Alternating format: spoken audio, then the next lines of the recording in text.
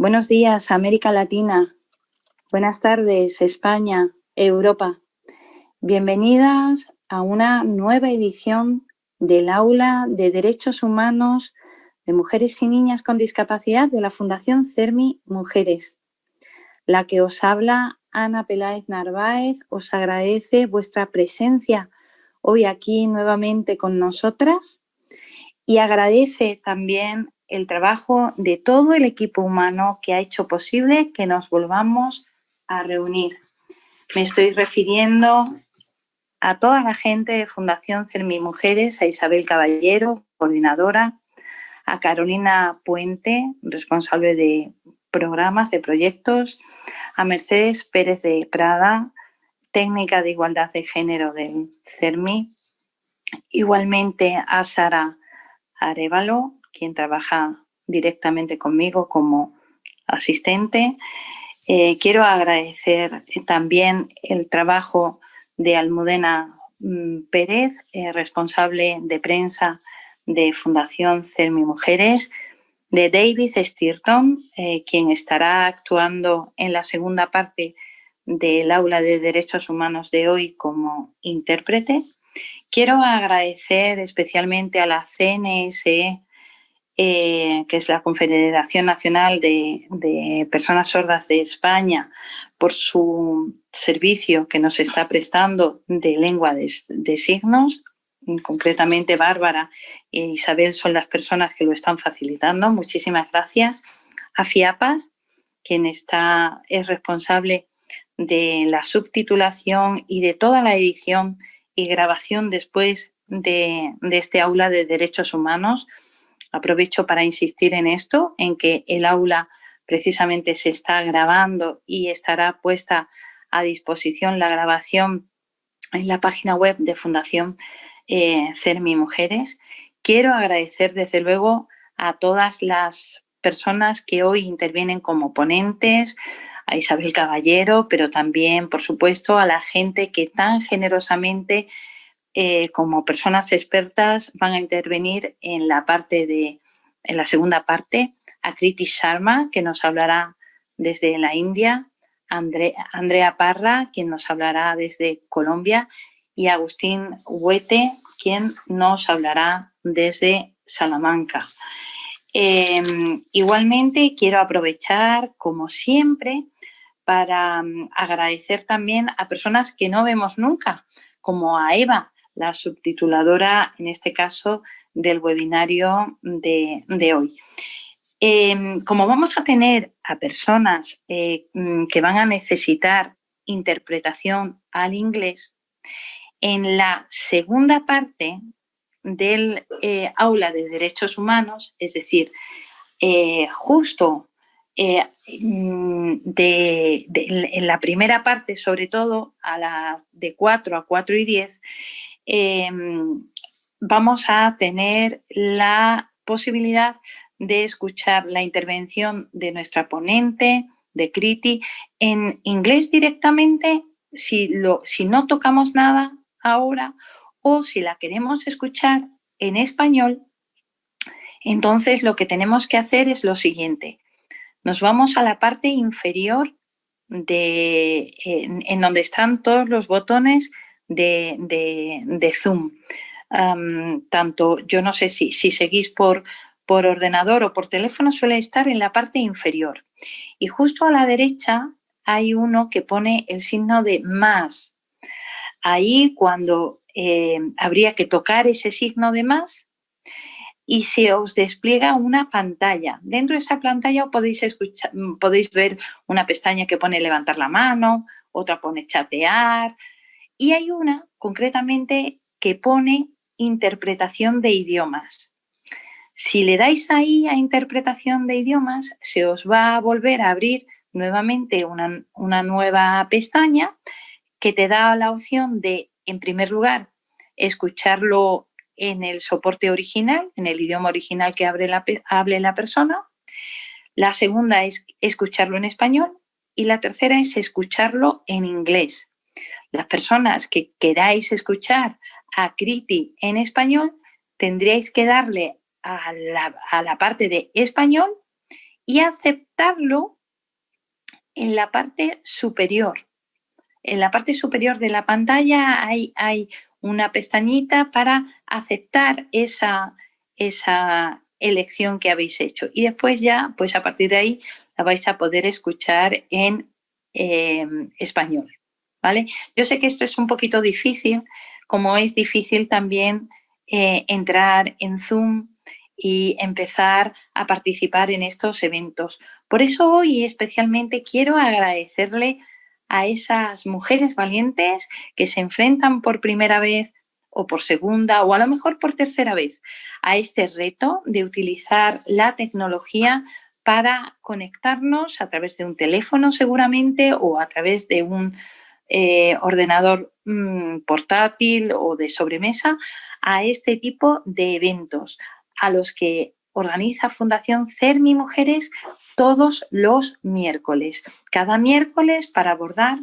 un asunto y un evento diferente. Hoy toca eso, Aula de Derechos Humanos. Y en el día de hoy la temática va a ser la igualdad y la no discriminación.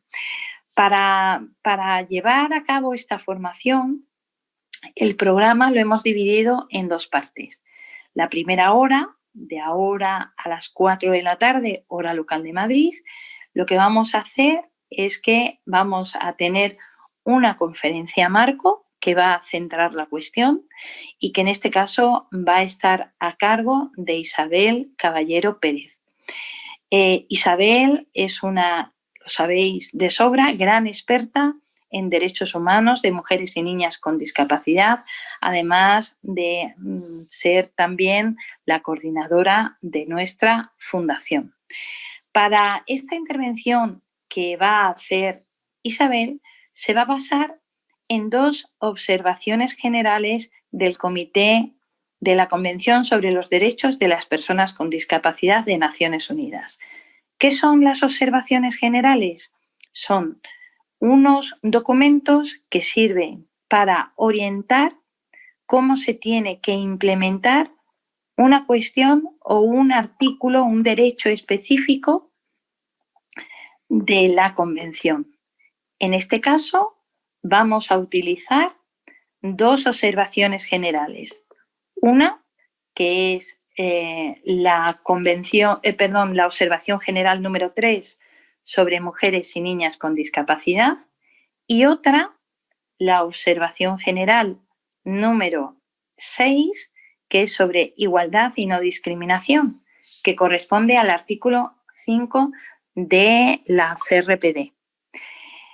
Una vez que Isabel nos haga esta introducción, vamos a tener tiempo suficiente para hacer preguntas o para expresar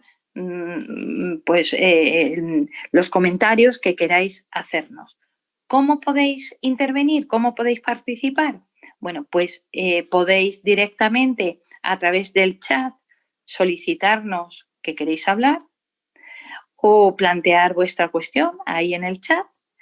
También podéis levantar la mano, que es otro botón que tiene Zoom, y entonces nosotros nos pondremos en contacto con la persona que quiera hablar para activarle el micro y la cámara y que lo pueda hacer.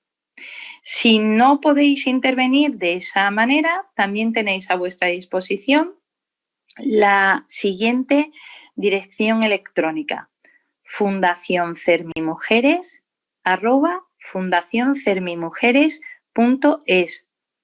Todo se escribe junto y en minúscula.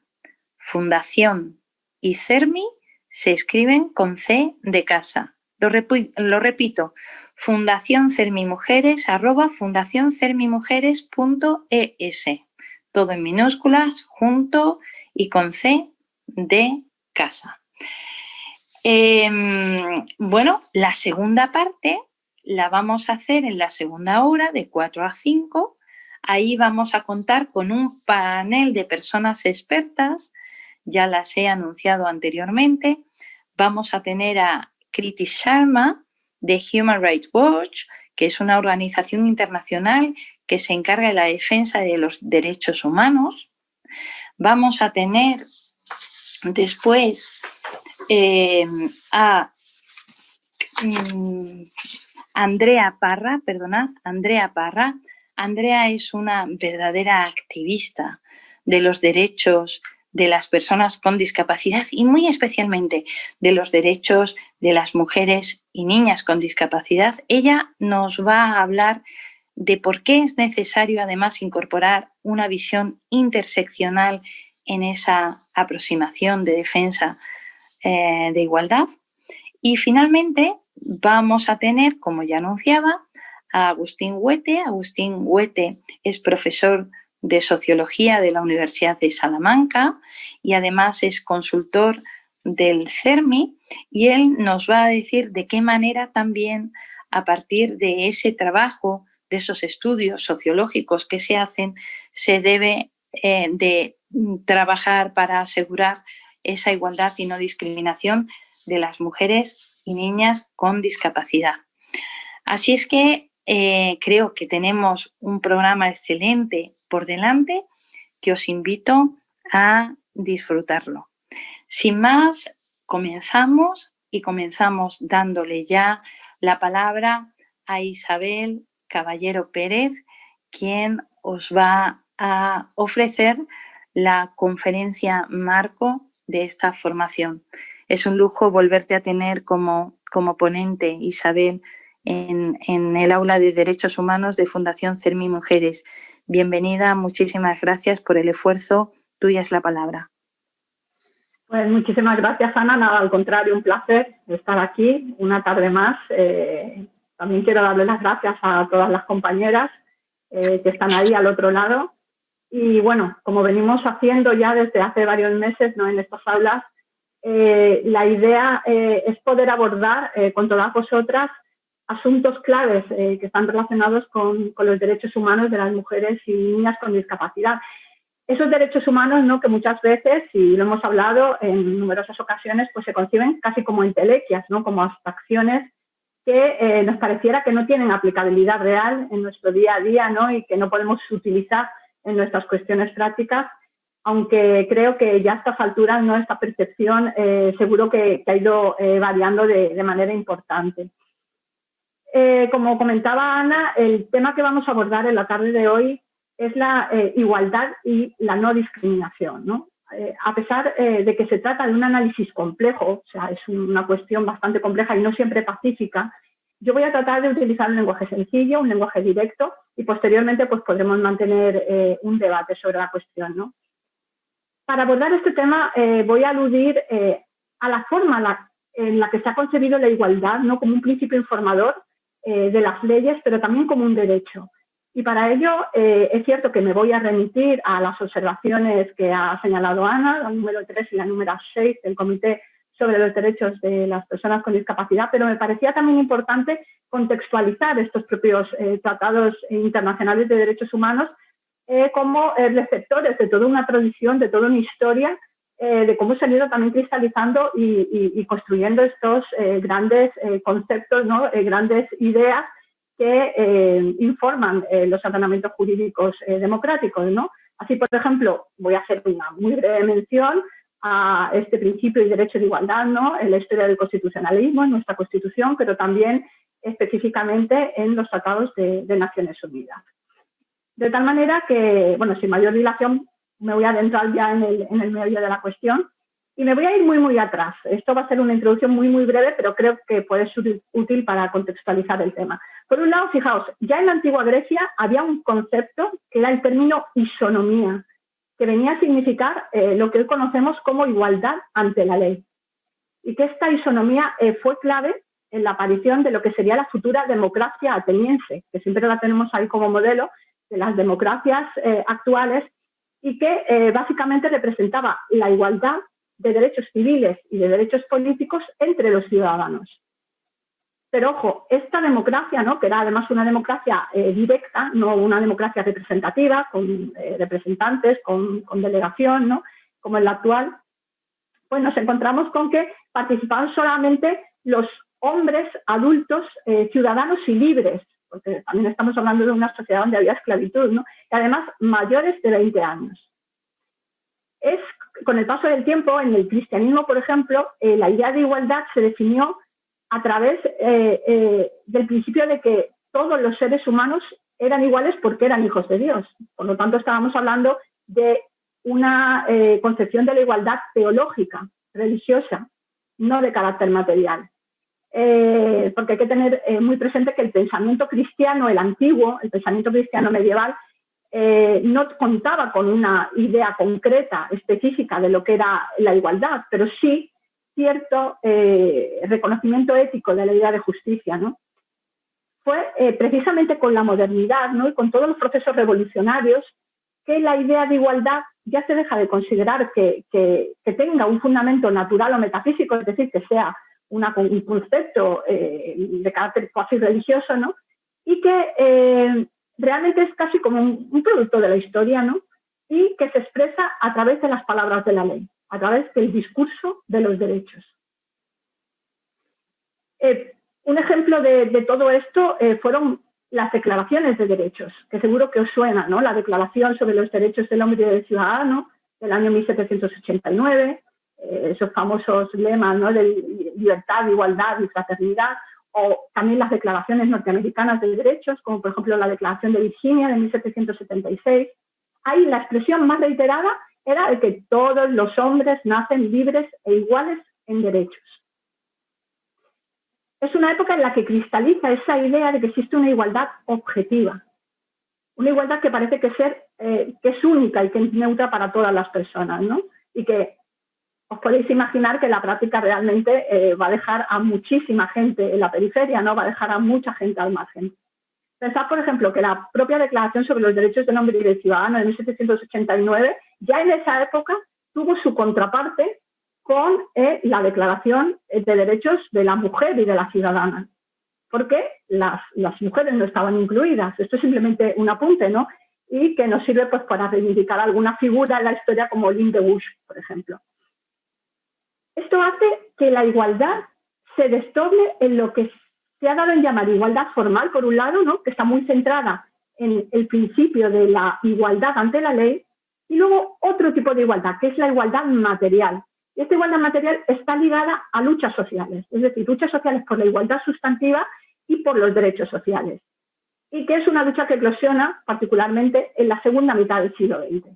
Por lo tanto, partimos de lo que serán unos principios de carácter abstracto, pero que es necesario aterrizarlos. Y es necesario aterrizarlos a través del reconocimiento de derechos.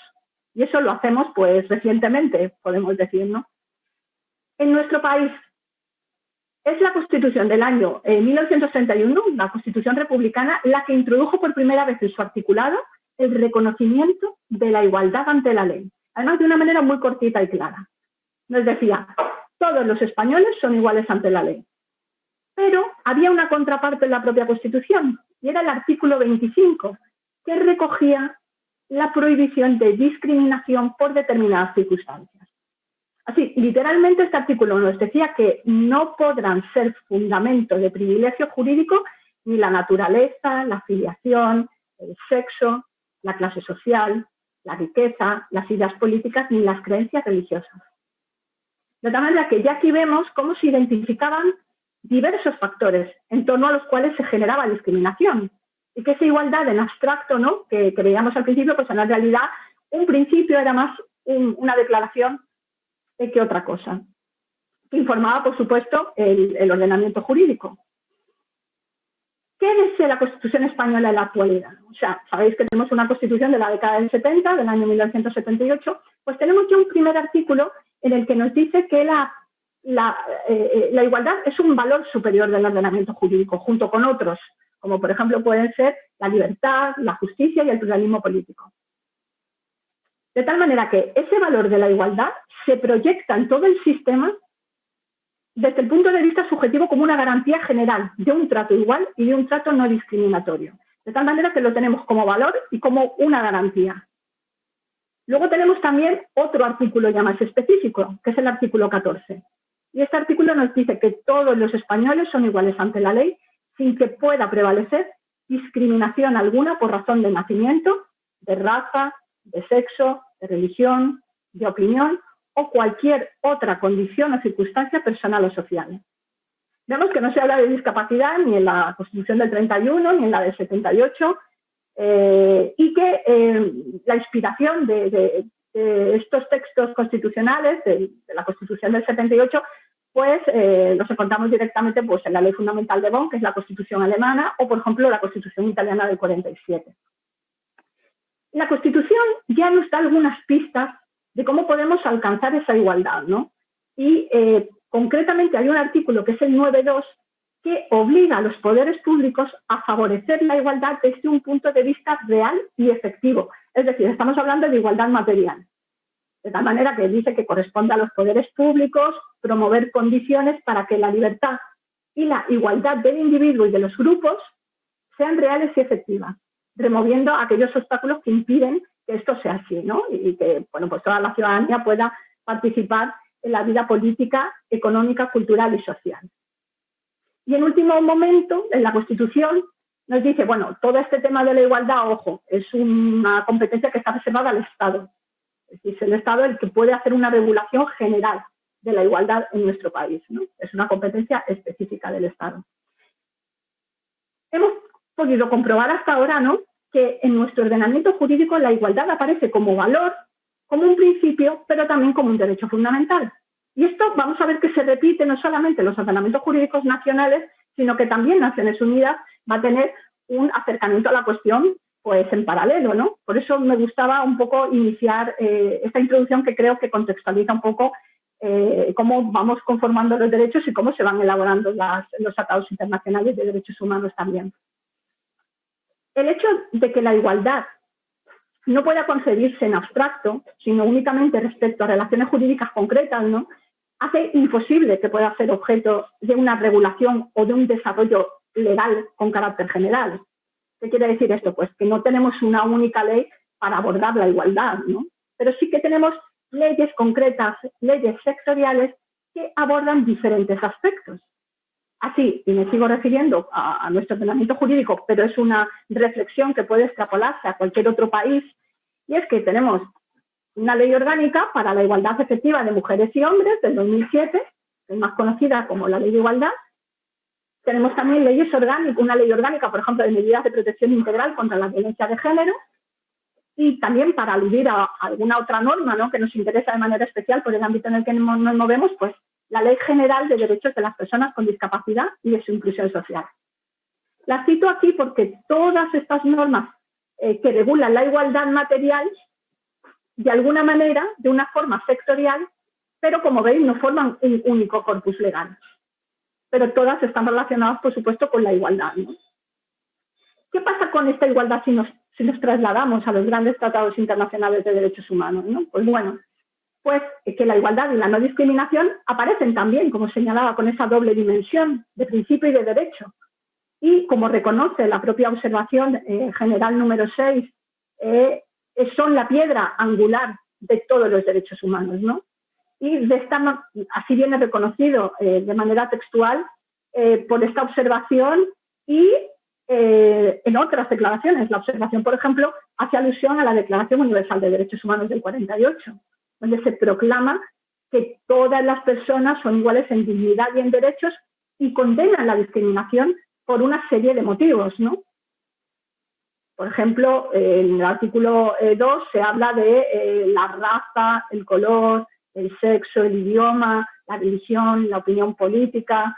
Es decir, ahí nuevamente la discapacidad tampoco aparece, ¿no? Hay que tener en cuenta que la Convención sobre los Derechos de las Personas con Discapacidad también surge como un instrumento jurídico internacional, el último, ¿no?, gran instrumento jurídico internacional ya en el siglo XXI. En la misma línea nos encontramos con los pactos internacionales de derechos. Sabéis que hay dos grandes pactos internacionales de derechos, uno de derechos civiles y políticos y otro de derechos económicos, sociales y culturales, del año 1966. Pues también tienen este acercamiento genérico en torno a la igualdad, ¿no? Pero, a su vez, encontramos otros tratados de derechos humanos que sí hacen referencia a la igualdad y a la no discriminación, pero ya aludiendo a aspectos específicos, aspectos concretos relevantes de esas relaciones jurídicas, ¿no? tal y como hacen las leyes estatales, como hemos visto en España, con las leyes de discapacidad, con las leyes de igualdad de género o contra la violencia. Ejemplo de esto último sería la Convención Internacional sobre la Eliminación de todas las formas de discriminación racial del año 1965, la Convención sobre la Eliminación de todas las formas de discriminación contra la mujer del 79 o, por supuesto, la Convención sobre los derechos de las personas con discapacidad del 2006, ¿no? Si os fijáis, las convenciones citadas en esta última parte proyectan el principio de igualdad sobre algún campo concreto, algún campo material específico, o bien sobre alguna causa de discriminación. Y es precisamente esta última convención, la CRPD, la Convención sobre los Derechos de las Personas con Discapacidad, la que se nutre de la experiencia de las demás convenciones y también de los principios de igualdad y de no discriminación que ya venían contenidas, ¿no?, en otros textos internacionales, y que creo que cristaliza de una manera perfecta, ¿no?, la evolución de la tradición y del enfoque que ha mantenido Naciones Unidas. De tal manera que, bueno, con un enfoque más doméstico, pero como os decía, que es seguro extrapolable a muchos otros países, en el caso de que haya algún asistente, por ejemplo, en este aula que no sea de nuestro país, que no sea de España, hay que tener en cuenta que la normativa estatal e internacional sobre el artículo 14 de nuestra Constitución es numerosa. O sea, tenemos muchos referentes internacionales, también de normas estatales, pero casi diría que es más numerosa la jurisprudencia constitucional que tenemos en nuestro país sobre el artículo 14. Es probablemente uno de los artículos que más se ha utilizado en la jurisprudencia del Constitucional junto al de la tutela judicial efectiva, que es el artículo 24. Bueno, hablemos ya más concretamente de cómo se contempla la igualdad y la no discriminación en la Convención sobre los Derechos de las Personas con Discapacidad. Siguiendo ya este modelo explicado, ¿no?, tenemos que la igualdad aparece tanto recogida como principio.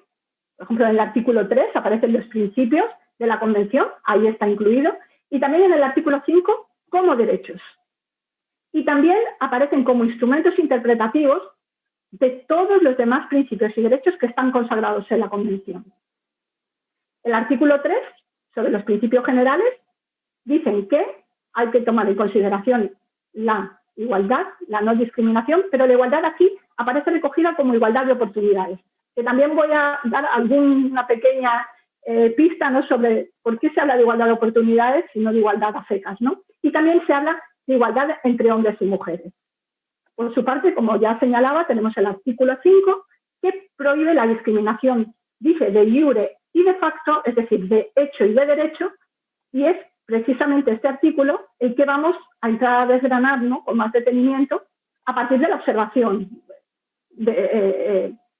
general número 6 y conectarla con los derechos de las mujeres. Si os parece, voy a leer muy rápidamente el artículo 5 y voy a dar algunos puntos que son claves en este tema.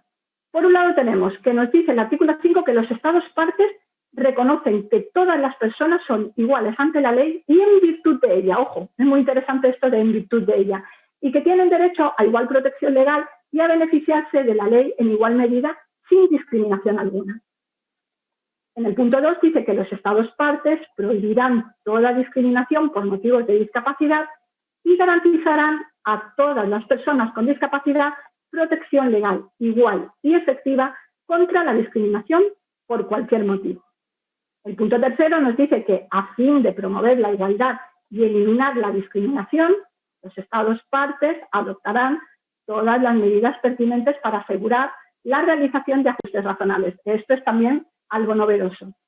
Y no se considerarán discriminatorias en virtud de la presente convención las medidas específicas que sean necesarias para acelerar o lograr la igualdad de hecho de las personas con discapacidad. He venido hablando de igualdad formal, igualdad ante la ley y de igualdad material o sustantiva, ¿no?, que está más relacionada con este proceso de emancipación o de lucha social. La observación número 6 habla además de la igualdad inclusiva, es decir, de esa igualdad en virtud de la ley, que lo he señalado anteriormente. En el párrafo primero se habla de la igualdad en virtud de la ley. En esta observación se explica que se está refiriendo a una forma de igualdad que es una igualdad inclusiva, que esto no forma parte de los análisis anteriores, ¿no?, cuando se ha abordado el tema de igualdad. Esto supone el reconocimiento de que no deben existir leyes que permitan denegar, restringir o limitar específicamente los derechos de las personas con discapacidad. Y que además es necesario que se incorporen consideraciones relativas a la discapacidad en todas las leyes y en todas las políticas. Por lo tanto, estamos ante una doble dimensión donde la discapacidad es un enfoque transversal y también implica la prohibición de que ésta se alegue para elaborar normas que deniegan o limiten derechos. Esta igualdad inclusiva, por lo tanto, es un nuevo modelo de igualdad que se desarrolla a lo largo de toda la Convención y es una aportación única de esta Convención. Abarca, por un lado, un modelo de igualdad sustantiva, porque no nos estamos centrando en una dimensión concreta, en una dimensión genérica, o sea, no estamos hablando de igualdad centrados única y exclusivamente en la discapacidad, pero que aún así incluye otras muchas dimensiones, como por ejemplo una dimensión redistributiva en relación a las desventajas socioeconómicas de las personas con discapacidad, habla de la necesidad de combatir el estigma, los estereotipos, los prejuicios, habla de interseccionalidad, que también voy a dar un brevísimo apunte sobre esto, habla de la necesidad de introducir una dimensión participativa que permita reafirmar el carácter social de las personas como miembros de grupos sociales y su reconocimiento como parte de la humanidad, ¿no?, mediante la inclusión, y también habla de la dimensión de ajustes razonables. Todo esto son dimensiones de la igualdad inclusiva que son muy importantes a tomar en consideración porque realmente es casi como una reconceptualización de la igualdad desde el enfoque de la discapacidad. También es interesante que analicemos las definiciones de discriminación que contiene la propia Convención. Esto está, la discriminación por razón de discapacidad viene definida en el artículo 2, os la voy a leer muy brevemente, en que dice que se entenderá cualquier distinción, exclusión o restricción por motivos de discapacidad que tenga el propósito o el efecto de obstaculizar o dejar sin efecto el reconocimiento, goce o ejercicio en igualdad de condiciones de todos los derechos humanos y libertades fundamentales en los ámbitos político, económico, social, cultural, civil o de otro tipo. Incluye todas las formas de discriminación y entre ellas la denegación de ajustes razonables. Aquí es muy interesante todas estas nuevas aportaciones que se hace a la definición de discriminación. Pero tampoco es que sea muy nuevo, o sea, estos elementos que os estoy señalando sí que lo son, pero si podemos comparar esta definición con la que ya nos ofrecía la Convención Internacional sobre la Eliminación de todas las formas de discriminación racial en su artículo 1 o las que nos ofrece la Convención para la Eliminación de todas las formas de discriminación contra la mujer también en su artículo 1, donde sigue una estructura parecida, pero por supuesto no se hace alusión, entre otras cosas, al tema de los ajustes razonables. También es interesante analizar el tema de las discriminaciones con cierto detalle, porque hay que tener en cuenta que en la práctica internacional en materia de derechos humanos se ha distinguido siempre 4 formas principales de discriminación. Bueno, no siempre, hay alguna que es más novedosa, ¿no? Y también es una clasificación que se utiliza, por ejemplo, en el derecho interno, ¿no? Por un lado tenemos lo que se llama una discriminación directa, que es aquella que se produce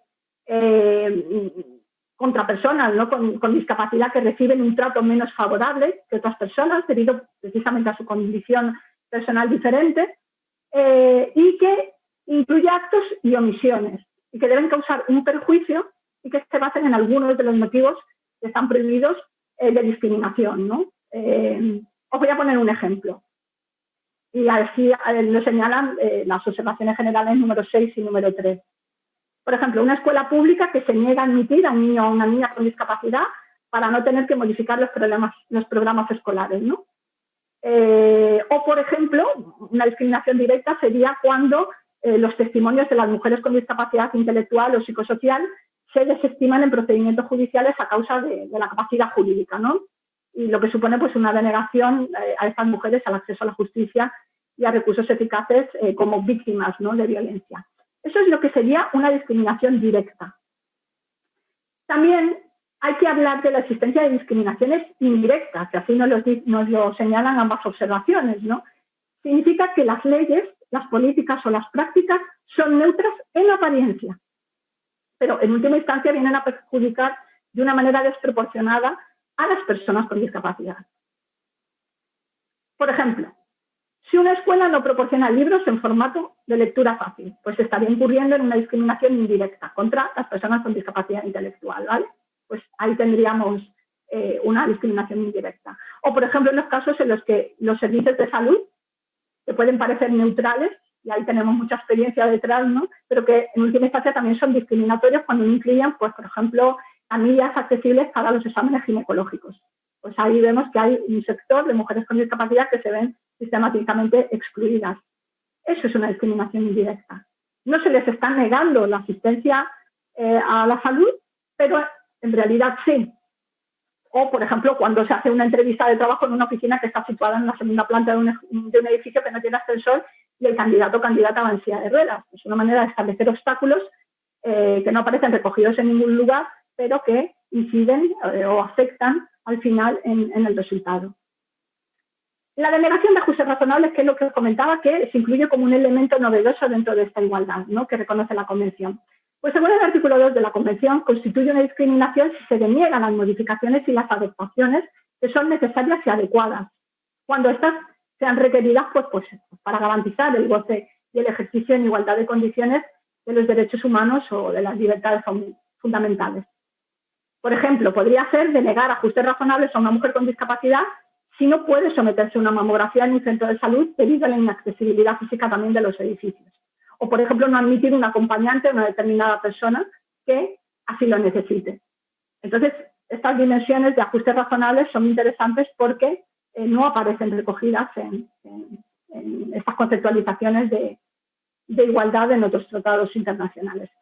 Y también se habla de discriminación interseccional, que como bien sabéis, porque creo que lo hemos repetido en alguna que otra aula anteriormente, no es una conceptualización que venga de ningún tratado internacional, no tenemos tampoco en España ningún cuerpo legal estatal que hable de discriminación interseccional. Sí que hay alguna experiencia en alguna comunidad autónoma, pero bueno, hablamos de discriminación interseccional cuando distintos ejes de discriminación se producen e inciden sobre un mismo sujeto interconectándose y generando situaciones de exclusión, de discriminación, que son muy difíciles de percibir y también muy difíciles de abordar, y sobre todo desde el prisma del derecho, ¿no? Hay otra muy interesante, que es la discriminación por asociación. La discriminación por asociación sería la discriminación que sufre una persona que no tiene discapacidad ella misma, pero sí que está en contacto con alguna persona con discapacidad. Entonces es como un halo ampliado de la discriminación. De tal manera, por ejemplo, mujeres que desempeñan función de cuidadora. Pues el típico caso de una madre, de una niña o un niño con discapacidad, que a lo mejor puede ser discriminada al acceso a un empleo porque consideren que pues estar con bajas para el cuidado de sus hijos e hijas. Bueno, es decir, que además esto afecta de una manera muy clara a las mujeres, ¿no? Porque el rol de cuidado, ¿no?, en la sociedad en la que vivimos pues sigue desarrollándolo a las mujeres, ¿no? Y teniendo en cuenta pues el modelo de estado de bienestar que tenemos y la inexistencia de los apoyos necesarios, ¿no?, y de la atención que requieren muchas personas con discapacidad, pues acaban siendo las mujeres, las madres, las esposas quienes desarrollan esta tarea de cuidado. Por eso la discriminación por asociación tiene mucho sesgo de género. Vemos que el motivo del amplio alcance del artículo 5 es erradicar y combatir todas las situaciones de discriminación y también las conductas discriminatorias que están vinculadas, ojo, a la discapacidad. Pero bueno, nos podríamos preguntar, ¿y ante todas estas discriminaciones, qué debe hacer un Estado? Pues por un lado, lo que nos dicen las observaciones generales, debe prohibir de manera explícita la discriminación contra las personas con discapacidad en la legislación y también establecer recursos jurídicos y sanciones, pero que sean reales y efectivos, no sanciones meramente declarativas, sino que sean realmente efectivas que se relacionen pues, con todas las formas de discriminación. Otra cosa que puede hacer son establecer medidas positivas, y esto es muy interesante, ¿no? Porque el propio artículo 5, recordad que lo he leído antes, ya decía que no se pueden considerar discriminatorias las medidas específicas que sean necesarias para acelerar o lograr la igualdad de hecho de las personas con discapacidad. El hecho de que haya una política positiva o medidas específicas de acción positiva en favor de determinados grupos no pueden ser nunca consideradas como discriminatorias. Y esto que parece casi una verdad de perogrullo, sin embargo, y en nuestro país lo hemos vivido, ¿no? Como se han impugnado normas por considerar que eran contrarias a la Constitución, al artículo 14, precisamente por considerarlas discriminatorias, pues no tienen cabida, ¿no? Ni en nuestro propio ordenamiento jurídico, ni tampoco en relación con los tratados internacionales de derechos humanos que han sido ratificados por España. Y así nos lo dice no solamente la CRPD, sino que nos lo dice la CEDAW, la Convención sobre la Eliminación de todas las formas de discriminación contra la mujer, en su artículo 4, por ejemplo, o también nos lo dice la Convención Internacional sobre la Eliminación de todas las formas de discriminación racial, que está contenido en su artículo 1 en el párrafo 4. Es decir, las políticas que sirven para promocionar esta situación a los colectivos que se encuentran en situación de exclusión o para conseguir que lleguen a la meta, ¿no? De alguna manera, o que estén en el camino, no pueden considerarse de modo alguno discriminatorias. Voy casi acabando, porque creo que estamos un poco ajustados, ¿no? Pero bueno,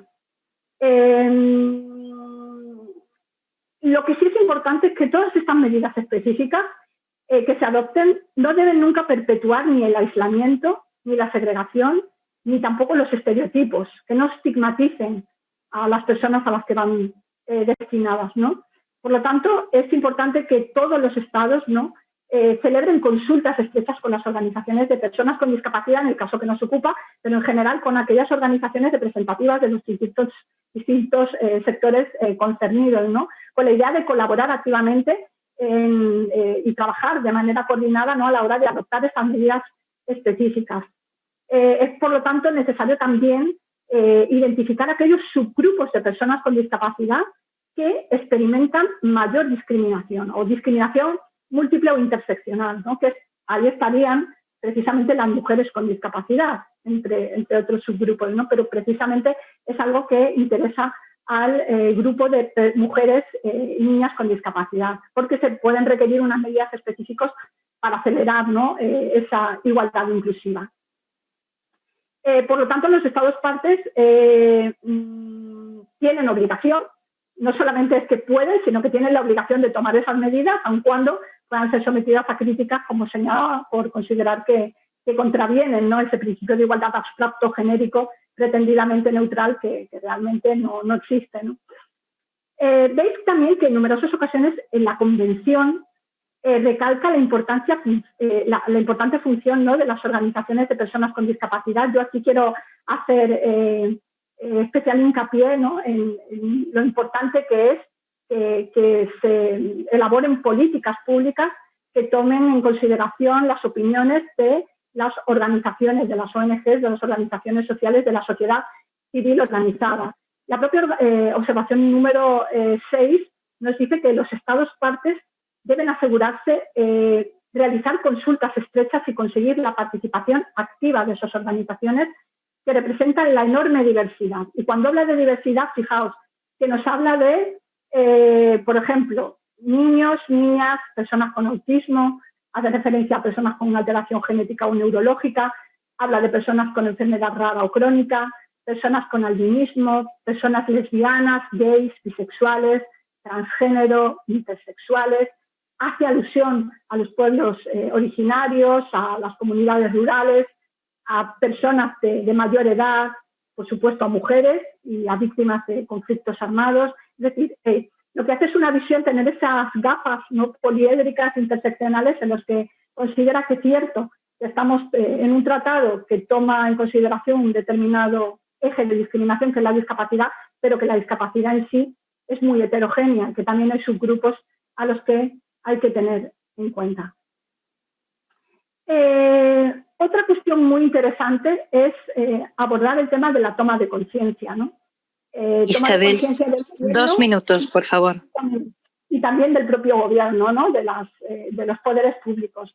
Eso es clave, es necesario poner en marcha campañas de concienciación, donde abordar, por ejemplo, temas de violencia, de prácticas nocivas, de prejuicios, de estereotipos.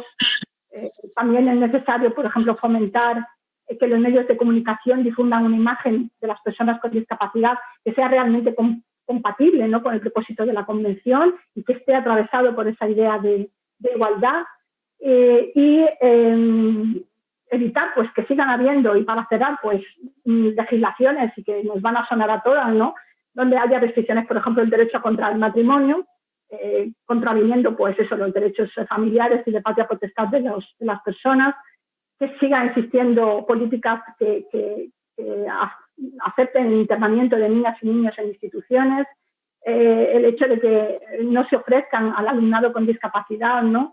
Pues el acceso igualitario a escuelas generales de educación inclusiva, la denegación discriminatoria a servicios de salud, por ejemplo, en el caso de las mujeres con discapacidad, la invisibilidad total de las mujeres con discapacidad en todas las políticas, ¿no? De erradicación y abordaje de situaciones de violencia de género.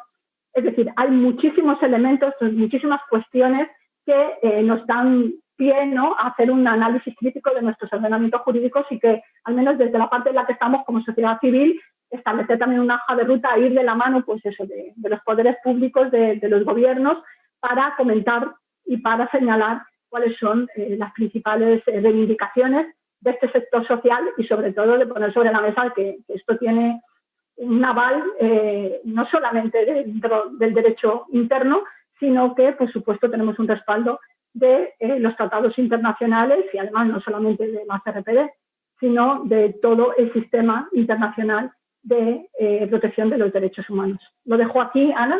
Y muchísimas gracias. Excelente, te agradecemos muchísimo todas estas reflexiones que darían para mucho más y que trataremos también de complementar en próximas aulas de derechos humanos. Abrimos ahora un espacio para intervenciones, comentarios y quiero pasarle la palabra a Carolina, quien ha estado pendiente del chat y de la solicitud de palabra para que nos cuente. ¿Qué hemos tenido, Carolina? Ana, pues la verdad es que no hemos tenido actividad, nadie quiere de momento participar, así que desde aquí pues las animamos a que en este espacio, pues si tienen alguna pregunta o algún comentario, nos lo hagan llegar. Muy bien, yo aprovecho, en tanto que suceda esa circunstancia, aprovecho para preguntarle a Isabel. Isabel, las organizaciones cada vez más potentes de mujeres y niñas con discapacidad y de madres, de cuidadoras con discapacidad, ¿qué papel pueden tener en toda esta conceptualización de defensa de derechos para la igualdad y no discriminación de la población femenina vinculada a la discapacidad, desde tu punto de vista? Bueno, yo creo, Ana, que realmente ese enfoque interseccional, no esa riqueza que desde, no ahora, sino desde hace muchos, muchos años, viene aportando las organizaciones sociales que representan a las mujeres y niñas con discapacidad en nuestro país, y yo creo que también ocurre en otros países, cada vez es tenida más en cuenta, porque si bien al principio, yo creo que lo hemos comentado algunas veces, eran casi organizaciones o mujeres que estaban al margen, que no parecían no encajar en las reivindicaciones generales de las organizaciones de mujeres, en las organizaciones feministas, ¿no? Yo creo que en los últimos años sí que ha habido como un clic, un cambio de paradigma y que está permitiendo que en las reivindicaciones e incluso en el diseño de políticas generales enfocadas a la igualdad de género, ¿no?, a la igualdad entre hombres y mujeres, cada vez se tenga más en cuenta esas reivindicaciones que parten de las mujeres con discapacidad. Yo creo que el hecho de que se esté hablando de mujeres con discapacidad que son también víctimas de violencia, por ejemplo, y que se necesite de una política pública que tenga en cuenta a este sector de mujeres, que en España no es nada despreciable, estamos hablando de casi de 2,5 millones de mujeres, ha abierto también el espacio o la reflexión en otras organizaciones feministas y en los propios poderes públicos en la necesidad de esa visión compleja, ¿no?, de esa visión poliédrica que señalaba, ¿no?, porque no solamente en estas políticas pretendidamente neutras, ¿no?, que ha sido, yo siempre comento que desde hace 25 años en nuestro sector se habla de personas con discapacidad y el trabajo que ha costado, ¿no?, ponerse en claro que estamos hablando de mujeres y de hombres con discapacidad, y que si vamos a hacer una política pública o vamos a articular reivindicaciones para este colectivo, tenemos que centrarnos en esa realidad. es una verdad clara, objetiva, pero que nunca se tiene en cuenta, ¿no? A mí me ha ocurrido que se ha señalado que, bueno, es mejor hablar de personas para no establecer, pero en último momento eso lo único que sirve es para invisibilizar precisamente a las mujeres.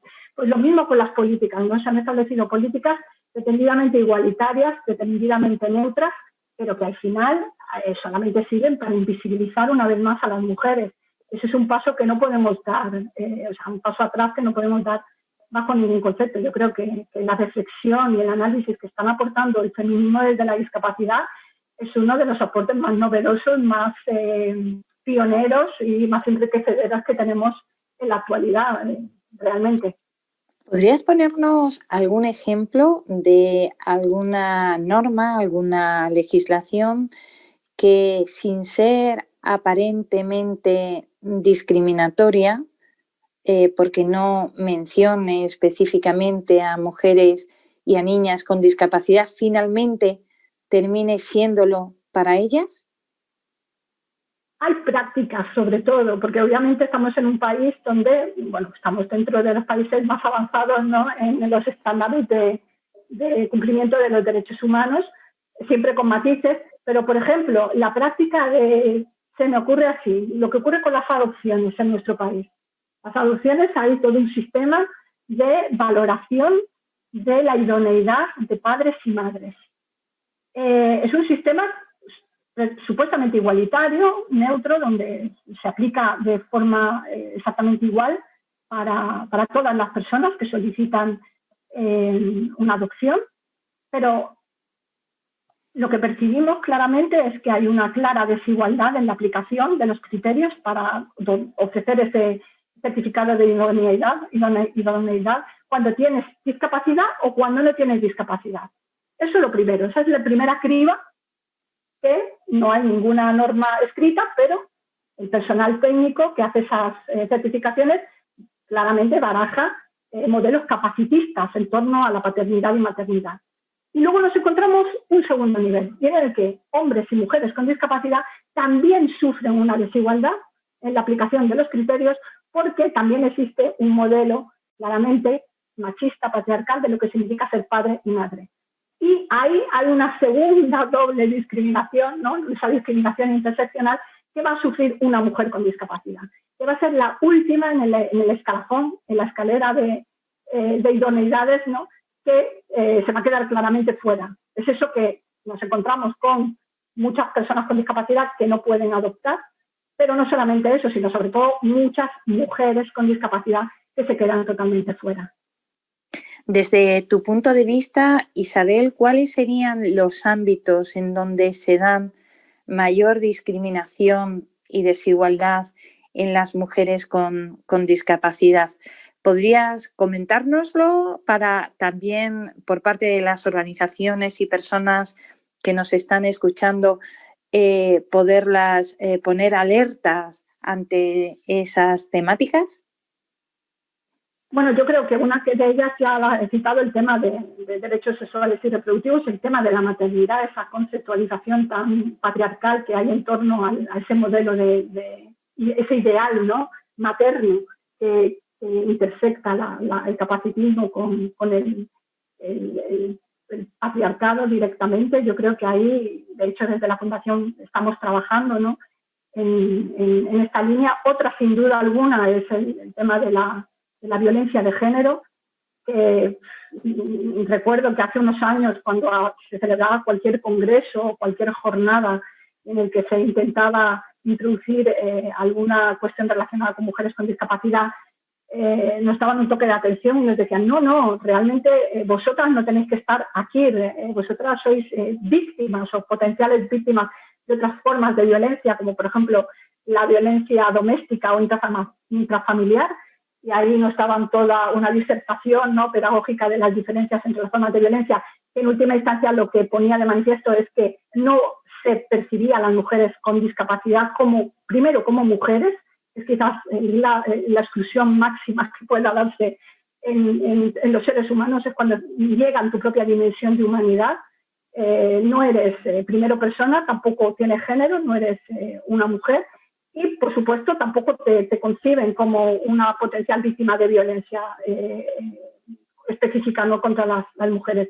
Por eso también es tan importante el trabajo, ¿no? Realizar ese trabajo de visibilizar y de establecer políticas públicas desde ese enfoque interseccional, porque la realidad es que en nuestro país, y bien sabes, mucho más del 10% de las mujeres asesinadas por sus parejas o exparejas son mujeres con discapacidad. Y quizás también el acceso a la justicia, por ejemplo, como una forma de violencia o de discriminación institucional, no sistémica del modelo, no a través de las incapacitaciones, las esterilizaciones que en España las hemos conseguido erradicar. Es decir, hay muchos puntos en la agenda realmente. Muy bien, tomamos nota de esas temáticas en materia de derechos sexuales y reproductivos, sobre todo, de incluyendo la salud, de la violencia contra la mujer, del acceso a la justicia y de otras cuestiones que se han ido también comentando. Le paso la palabra ahora a Carolina para saber si hemos tenido alguna solicitud de intervención en este tiempo. Carolina, te escuchamos. Ha habido una pregunta, Ana, y es que si, Isabel, consideras que esta identificación de derechos humanos, así como el Manifiesto de Mujeres con Discapacidad de Europa, del Foro Europeo de la Discapacidad y la Conferencia de la Mujer de Beijing, han dado sus frutos actualmente, y también, por otro lado, si crees que cumplen con esta idea de igualdad interseccional y que combaten las definiciones de discriminación que has comentado. A ver, yo creo que Beijing se ha tenido claramente su impacto, ¿no? Y además casi lo podría señalar de una manera muy clara en el ámbito de las mujeres con discapacidad, ¿no? Desde la década de los 90 hasta ahora es cuando se ha producido, sobre todo en los 90, la eclosión de las organizaciones de mujeres con discapacidad que empiezan a reivindicar esa visión, esas reivindicaciones propias que no encontraban hueco ni en las reivindicaciones de las organizaciones de personas con discapacidad ni en las organizaciones generales de mujeres. Yo creo que Beijing y su plan de acción sí que han sido una hoja de ruta, todo ese concepto del mainstreaming de género, ¿no? de que ha conseguido traer todo ese enfoque integrado de género también a las políticas de discapacidad y por decirlo así, las aplicaciones también interseccionales, ese mainstreaming también desde la discapacidad de las políticas me refiero, ¿no?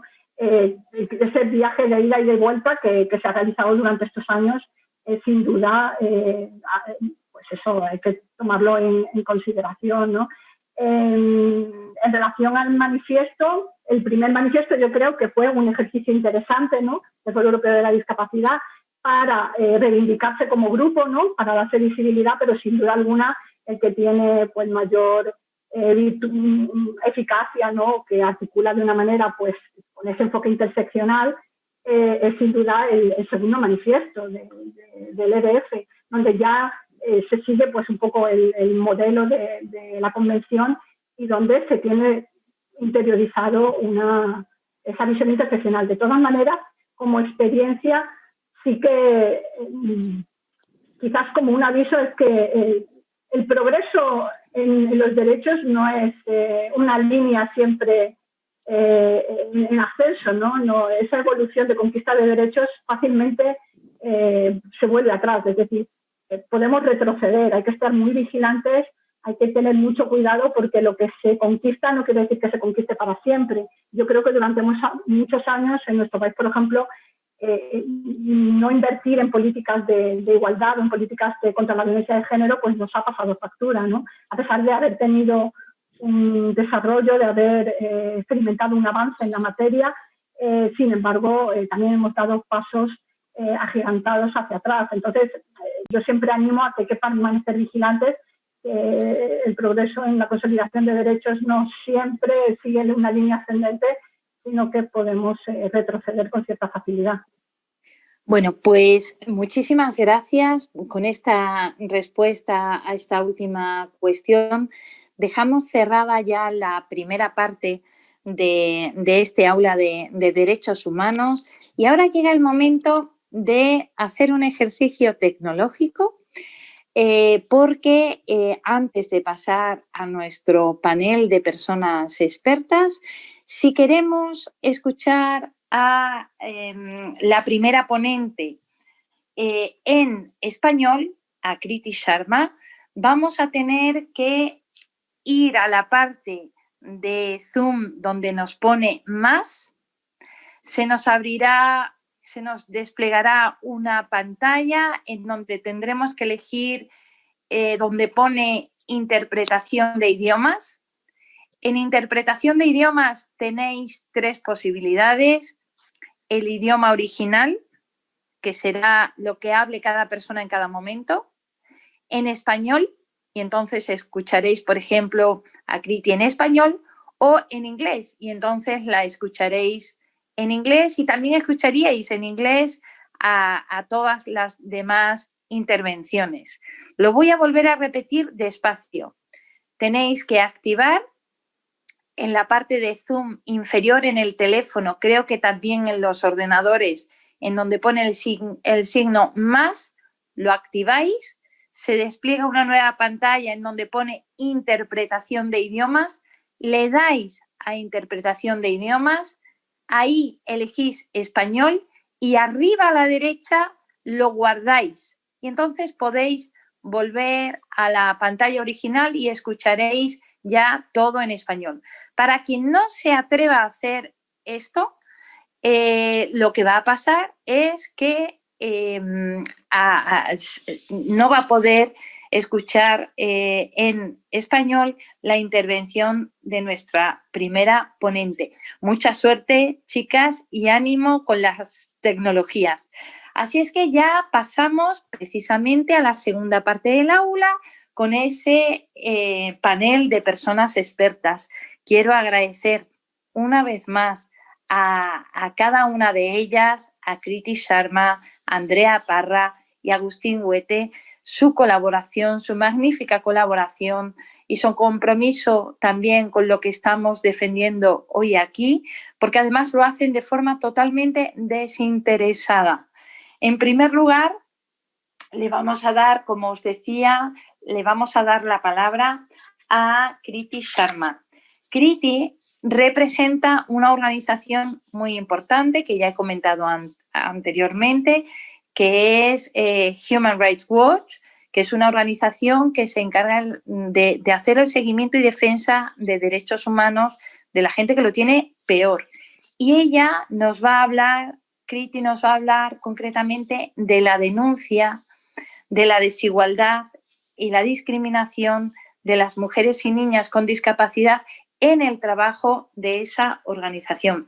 Kriti, que está conectada desde la India, creo que ya la tenemos con nosotros. Kriti, hello, how are you? Welcome. Good afternoon, good evening. Good evening. How are you, Kriti? I'm very well, Anna. ¿Cómo estás, Kriti? Muy bien, Ana. ¿Tú qué tal? Muy bien, gracias. Muy contenta de tenerte aquí como ponente. Es un placer escucharte. Tienes la palabra. Gracias, es un honor estar aquí hoy. Gracias por tenerme aquí en esta sesión, en esta aula. Y gracias al CERMI por organizar este evento y al Gobierno de España y a todos y a todas por asistir. Quiero comenzar llevándoos a mi realidad diaria en Human Rights Watch. Comencé a trabajar como investigadora, investigando las violaciones de derechos humanos hace aproximadamente 9 años. Nunca se me olvidará la primera vez que entré en uno de los hospitales psiquiátricos más grandes de Asia, el último sitio. Para mejorar, para sentirse mejor, era el peor sitio. Vi decenas de mujeres y niñas jóvenes tumbadas en el suelo, que llevaban ahí toda su vida por tener discapacidad psicosocial.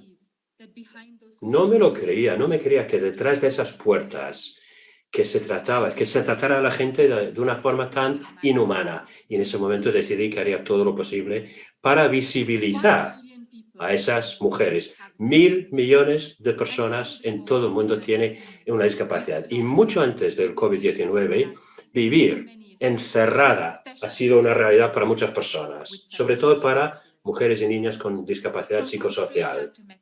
Desde Australia a México se enfrentan a abusos y estigma.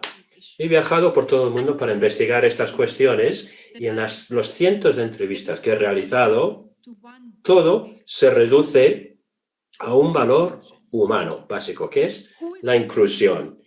¿A quién se incluye y a quién no? ¿Quién decide? Como niños, como niñas, nos dicen que no hay que excluir a nadie, pero los sistemas injustos excluyen a las mujeres y a las niñas con discapacidad, quitándoles, negándoles sus derechos humanos más básicos, el derecho a abrir una cuenta bancaria, a casarse o a ser una persona libre. Human Rights Watch tiene información sobre discriminación sistemática contra las mujeres y niñas con discapacidad en todo el mundo. Se les excluye del acceso a la educación, se enfrentan a la violencia en la familia, pueden perder su domicilio, pueden estar en la cárcel, pueden estar encerradas en instituciones, e incluso se les encadena en algunos países. En Nepal, por ejemplo, donde los niños y las niñas con discapacidad forman el 85% de la población no escolarizada, las mujeres con discapacidad son las personas más marginadas. Una persona que trabajaba en una ONG nos habló de una niña con una discapacidad cognitiva. Cuando comenzó a menstruar, había una mancha de sangre en el banco en la escuela. Sus amigos se burlaban de ella, su profesora, su profesor le pegaba y al día siguiente dejó de ir por menstruar. Por este tema, por esta cuestión, muchas niñas dejan la escuela. Otras niñas se enfrentan a intervenciones más permanentes como es la esterilización. En países como Indonesia, nuestras investigaciones han señalado que 18.000 personas viven encadenadas, muchas de ellas mujeres, simplemente por tener una discapacidad psicosocial. Y los gobiernos no ofrecen servicios comunitarios. A falta de estos apoyos, las familias no saben qué hacer y acaban poniéndoles en cadenas y en instituciones encadenadas y muchas veces son víctimas de violencia sexual. Una mujer, Asmira se llamaba, me dijo, imagínate vivir en el infierno. Así es como vivir aquí, así es aquí. En otros países, como en Australia, tenemos casos de mujeres indígenas con distintas discapacidades que desde edades muy tempranas se les metía en la cárcel y sufrían varios tipos de violencia por tener discapacidad. En todo el mundo tenemos casos de varios tipos de discriminación contra las mujeres y las niñas porque los gobiernos no ofrecen ningún tipo de apoyo. Lo más fundamental para el trabajo de Human Rights Watch es denunciar esta discriminación y garantizar que se escuche la voz de las personas con discapacidad. Pero denunciar no es suficiente. Tenemos que ofrecer recomendaciones concretas y garantizar que se cambien las cosas. ¿Cómo lo hacemos? En primer lugar, tenemos que identificar los abusos de derechos humanos recopilando pruebas, evidencias. Tenemos que publicar información sobre esos abusos y sensibilizar. En tercer lugar, tenemos que cambiar la legislación discriminatoria, eliminando leyes antiguas y que la legislación esté en línea con la CRPD. En cuarto lugar, tenemos que formar a los responsables de políticas, a los abogados, a los jueces, para que haya cambios. Y, por último, tenemos que garantizar que ejemplos de buenas prácticas reemplacen lo que tenemos en muchos sitios actualmente. Este es el trabajo de Human Rights Watch. Quiero terminar diciendo que hay que garantizar el trabajo dentro del sistema de Naciones Unidas, como es el sistema de CEDAW. Tenemos este enfoque interseccional. Tenemos que trabajar con comités como el Comité de los Derechos del Niño y que este enfoque tiene que ser verdaderamente interseccional.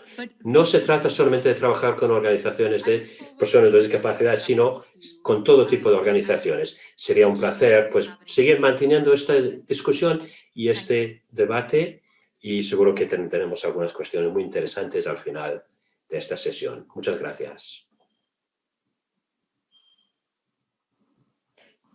Kriti, thank you very much for your intervention. Thank you very much also for your commitment. Gracias y muchas gracias, Kriti, por tu presentación y por tu compromiso con estos testimonios, estas historias que has comentado. Es muy importante que se sepa cuál es su situación. Muchas gracias por tu presentación. Vamos a, después de agradecerle a Kriti esta intervención fantástica sobre ese testimonio que ella como investigadora principal de Human Rights Watch ha hecho en muchos países del mundo a propósito de la situación que se ha encontrado de mujeres y niñas con discapacidad psicosocial en unas situaciones totalmente inhumanas que ha ido describiendo. Comento esto simplemente para quienes no han tenido la posibilidad de acceder a la traducción, a la interpretación. Bueno, pues después de esta intervención tan interesante, Kriti, gracias, vamos a pasar ahora la palabra a una mujer, a una abogada, a una activista legal, miembro además de la red colombiana, no quiero confundirme, para la implementación de la Convención sobre los Derechos de las Personas con Discapacidad de ese país. Ella es Andrea Parra. Andrea está saliendo ahora de una situación, de un estado de salud complicado. Ella, si quiere comentarlo, lo comentará, pero no ha querido fallarnos, ha querido acompañarnos y lo va a hacer hoy especialmente porque ella es experta en todo el tema, en todo lo que tiene que ver con la interseccionalidad.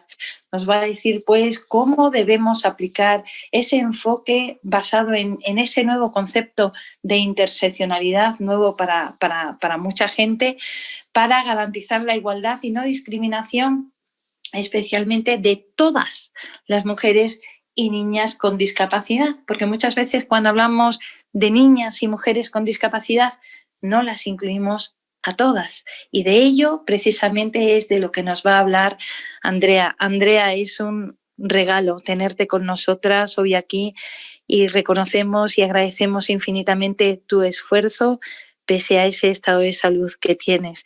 Y además te deseamos que ya estés un poquito mejor. ¿Nos escuchas bien? Sí, Ana, muchísimas gracias. Es un gusto estar aquí hoy. Como dice Ana, estoy saliendo justo me dio COVID hace un par de semanas y estoy como ayer y hoy han sido como los primeros días en que siento un poquito más de energía. Entonces agradezco también la paciencia de todas las personas que están acá. Y de hecho COVID es un ejemplo perfecto de cómo opera también la discriminación interseccional. Quienes tienen acceso al sistema de salud, quienes tienen acceso al sistema de justicia, cómo van a ser las vacunas, etcétera. Todo esto son cuestiones muy vigentes actualmente frente a cómo vivimos en un sistema que privilegia a ciertas personas y subvalora ciertas otras. Entonces también agradezco a las personas que están detrás de la organización y a mis colegas que intervinieron antes. Creo que presentaron un marco muy importante para pensarnos en estos 10 minuticos sobre este tema. Quisiera saber si es posible compartir mi pantalla. Solo quisiera presentar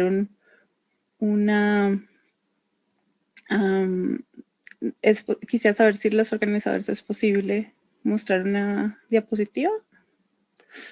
No es posible, lo siento.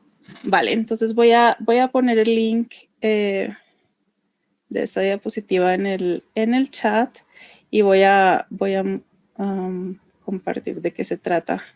Es solo una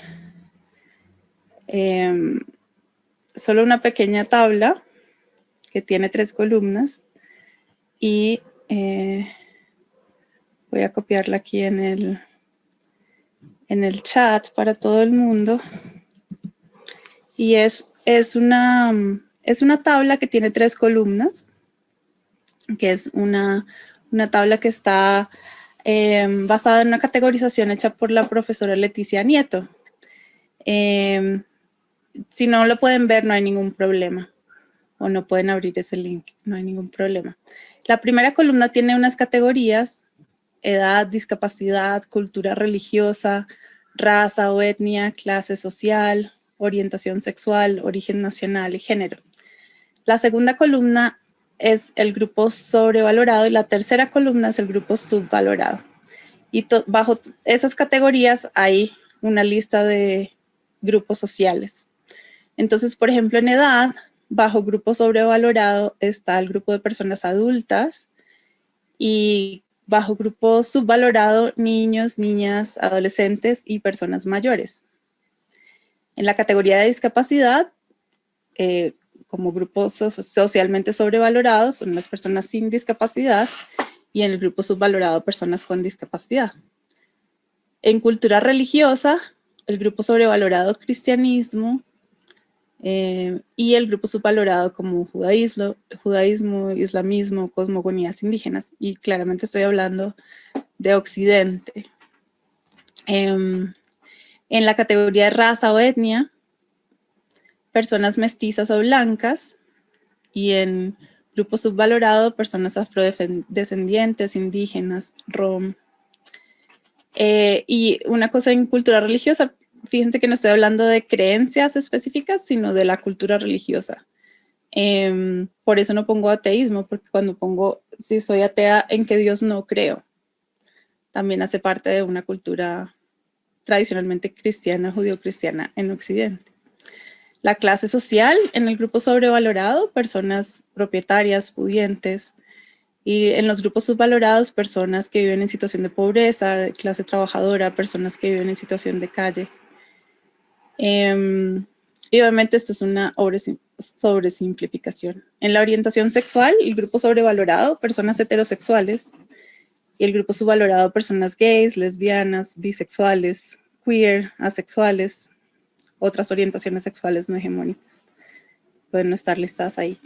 En origen nacional, personas con nacionalidad del país hegemónico, y en el grupo subvalorado pueden ser personas rurales, desplazadas, inmigrantes, apátridas, personas del sur global.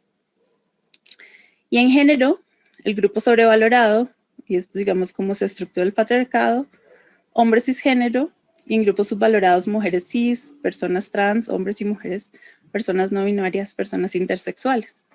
Quisiera pedirle a las personas que están aquí que escriban en el chat si se han identificado dentro de, en cuáles de estos están ustedes, y que escriban en el chat si alguien está en al menos 2 de las categorías de grupos subvalorados. Entonces voy a dar un momentito para que escriban en el chat.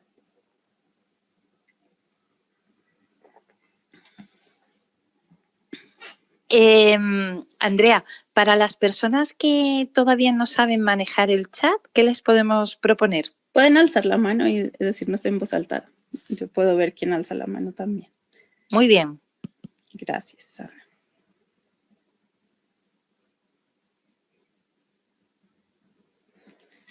Entonces, Nora nos dice, yo soy una mujer con discapacidad de 61 años. Entonces, ahí de hecho estaríamos hablando como de 3 de esas categorías, ¿no?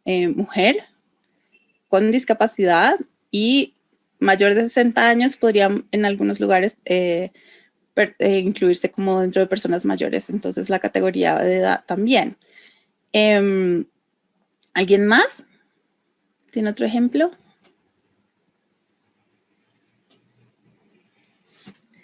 Elizabeth alzó la mano, si quieres, adelante, nos puedes decir. Puedes activar tu audio. Hola. Hola. Perdona, es que estoy viendo yo en el chat el cuadrante y claro, estoy en una parte en uno y en otro en otra. ¿En cuáles estás? Cuéntanos. Sí, mira, en grupo sobrevalorado, por ejemplo, edad pone personas adultas. Sí. Cristianismo. Sí. Después personas blancas.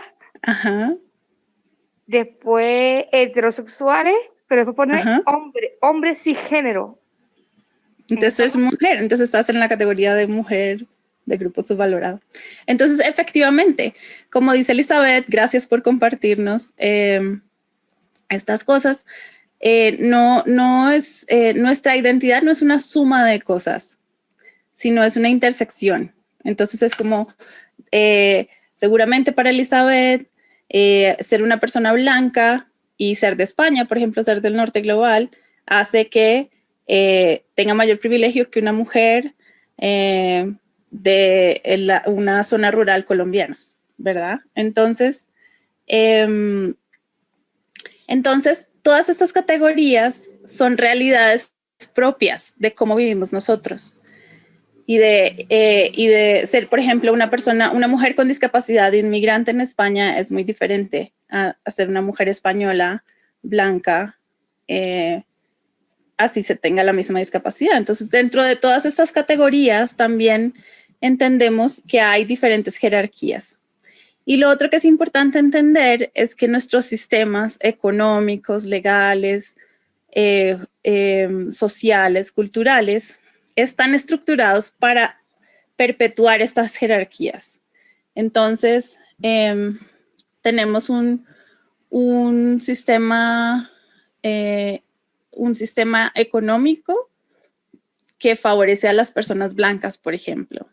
En todos los países, si miramos quiénes tienen más propiedades o quiénes tienen más acceso al trabajo, quiénes van a la cárcel, entendemos que nuestros sistemas están estructurados de una manera en que estas jerarquías se favorecen.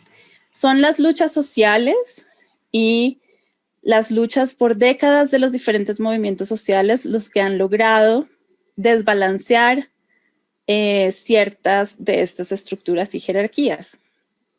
Si pensamos el movimiento LGBT ha logrado que haya equiparación de condiciones y equiparación de oportunidades.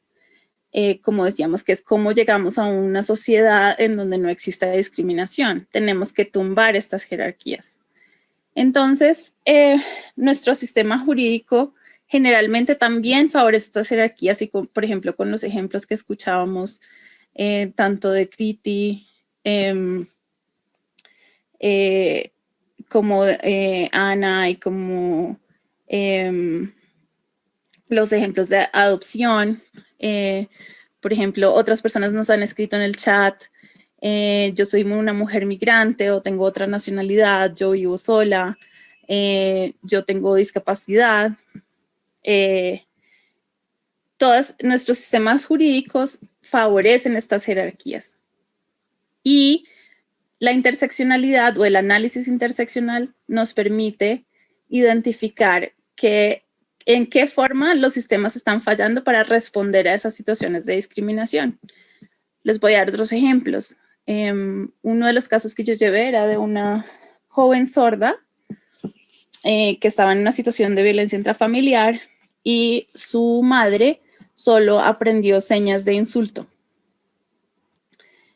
Entonces, piensen por un momento si el sistema legal en el que están ustedes, porque sé que hay personas que no solo son de España en esta llamada, entiende eso como violencia intrafamiliar. Y me pueden contestar en el chat sí o no, o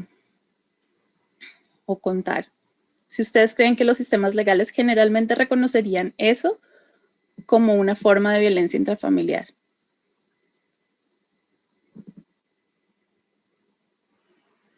María Eugenia dice sí, algunos dicen sí lo reconoce.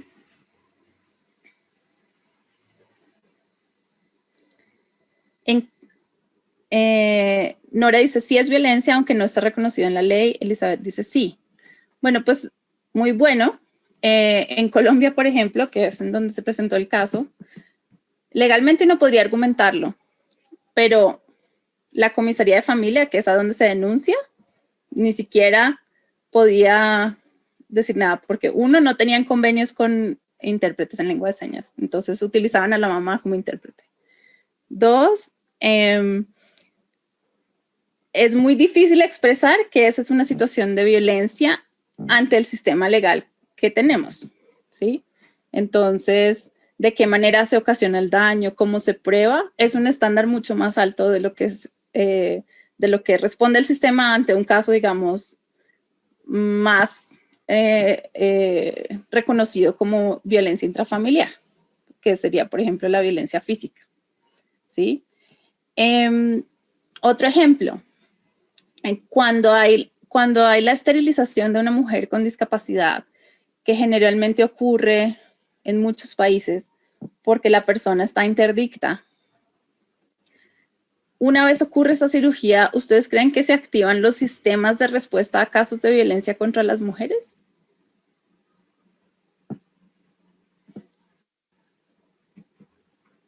No, dice Norma. María Eugenia también dice no. ¿Por qué? Porque hay una forma de violencia interseccional que ocurre que el sistema legal no está reconociendo como violencia. La gran mayoría de nuestros países hoy en día tenemos ley de violencias contra las mujeres. Y es una ley neutral, como decía, en donde está dirigida a todas las mujeres, ¿sí? Pero hay ciertas formas de violencia que ocurren en razón de las características específicas de ciertas personas. Por ejemplo, mujeres con discapacidad intelectual en su mayoría, que es cuando ocurren las esterilizaciones, intelectual o psicosocial, y ninguno de esos mecanismos que dispone la ley de violencia contra las mujeres se activa al momento de que haya una esterilización sin consentimiento, porque nuestro sistema legal no está reconociendo eso como violencia. Y ahí es donde entra esta lucha por el reconocimiento de un enfoque diferencial o de un enfoque de cómo ocurre la discriminación interseccional para que los sistemas se activen. Hace 2 semanas perdí una amiga muy cercana, una mujer trans activista que enfrentó muchos problemas de salud. Y era una mujer, enfrentó violencia psiquiátrica porque la identidad de género se patologiza, entonces se enfrentó a múltiples formas de violencia psiquiátrica durante su vida. Luego le dio cáncer y en el tratamiento de salud, siempre que iba a la quimioterapia, se referían a ella por otro nombre. No le iniciaron el tratamiento a tiempo porque había un estereotipo de que las personas trans son promiscuas, entonces seguramente esto no se refería a ningún cáncer, sino que era resultado de prácticas sexuales. En sus últimos momentos, en la atención de emergencias en plena pandemia, pues no recibía atención adecuada, no, ella vivía en una situación de escasez económica, entonces no podía ir a los mejores hospitales y murió a los 45 años. Entonces, estas son realidades en nuestros países muy claras de cómo la violencia interseccional y la discriminación interseccional generan consecuencias muy serias para la vida de las personas. Entonces, una de las cosas importantes, y creo que Kriti resumió muy bien cuáles son las acciones que deben ocurrir, es que nuestros sistemas legales deben reconocer, y nuestros sistemas culturales, sociales, económicos, etcétera, pero estamos hablando de cómo responder específicamente a discriminación. Las cortes, el entrenamiento de funcionarios son componentes centrales de empezar a reconocer cómo la discapacidad tiene que ser un criterio transversal para entender nuestros sistemas de justicia. Por eso la denegación de ajustes razonables es discriminación, porque si yo llego ante el sistema de justicia y es completamente inaccesible, pues ni siquiera estoy llegando a la puerta de entrada para que haya algún tipo de respuesta ante la discriminación interseccional. Entonces, las observaciones 3 y 6 del comité nos permiten identificar cuáles son esas manifestaciones de discriminación y también cuáles son las obligaciones que tienen los estados para responder ante esas situaciones. Así que en 10 minutos no podemos entrar a hablar de muchas cosas específicas de cuáles son estos, pero quisiera llamar la atención también sobre la batería de indicadores que tiene la Convención de Discapacidad. Si ustedes buscan en Google, y ahorita más tarde les copio el link en el chat, cuáles son los indicadores, están en español los indicadores por cada uno de los artículos de la Convención, en acceso a la justicia, en temas de discriminación, hay unos criterios específicos y unas formas en que los estados pueden medir qué tanto están cumpliendo la Convención. Y hace poquito la Oficina de la Alta Comisionada publicó unas guías de política pública sobre cómo debe operar bajo cada uno de los criterios en relación también con los objetivos del desarrollo sostenible. Entonces, estos son como mapas específicos para funcionarios públicos de qué se puede hacer para garantizar que se está cumpliendo la convención a cabalidad en el caso específico de personas con discapacidad. Hay muchísimas formas en que las mujeres con discapacidad enfrentan discriminación en los diferentes sistemas. Algunas personas en el chat mencionaron el sistema de salud, acceso a servicios ginecológicos, temas relacionados con justicia reproductiva, educación sexual, empezando por educación sexual, también lo vemos. Entonces, pues quisiera como dejar ahí como abrebocas el encuadre de qué es interseccional y por qué en lo que debemos pensar es cómo nuestros sistemas están apoyando estas jerarquías y por tanto cuáles son las intervenciones necesarias. Primer paso, como dijo Kriti, ¿qué tienen que decir las mujeres con discapacidad? ¿Qué tienen que decir los grupos que están en esta categoría de grupos subvalorados? Sobre cuáles son las formas de reparación. La discapacidad y el capacitismo están directamente relacionados con el racismo, por ejemplo, y el colonialismo. No sé si ustedes sabían que ser un esclavo que quería escaparse era considerado un trastorno mental. Y cómo se va construyendo la discapacidad a lo largo de la historia y cómo se manifiesta el capacitismo es un resultado directo de cómo estas intersecciones se van dando en la vida social. Y a eso es a lo que tenemos que ponerle atención. Y si veo que Elizabeth y Silvia tienen la mano alzada, quisiera darles la palabra. Si quieres, Elizabeth, ¿quieres hablar?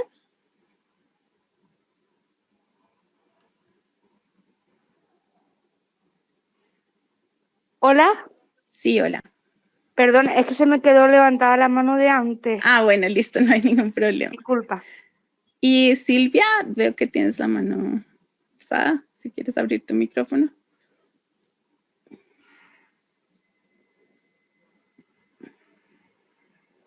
Silvia.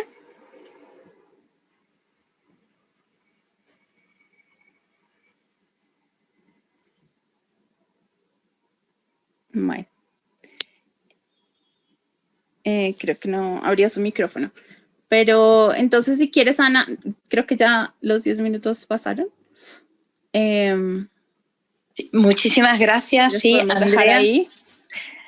Creo que ha sido muy inspiradora tu intervención, te lo agradecemos muchísimo y también esa dinámica tan activa, tan interesante y bonita que ha sido de dar participación directa a la gente que nos está siguiendo. Andrea, de verdad, muchísimas gracias. Seguro que ahora vamos a tener tiempo de retomar comentarios tuyos que nos aporten en estas reflexiones un poco de luz como se está viendo.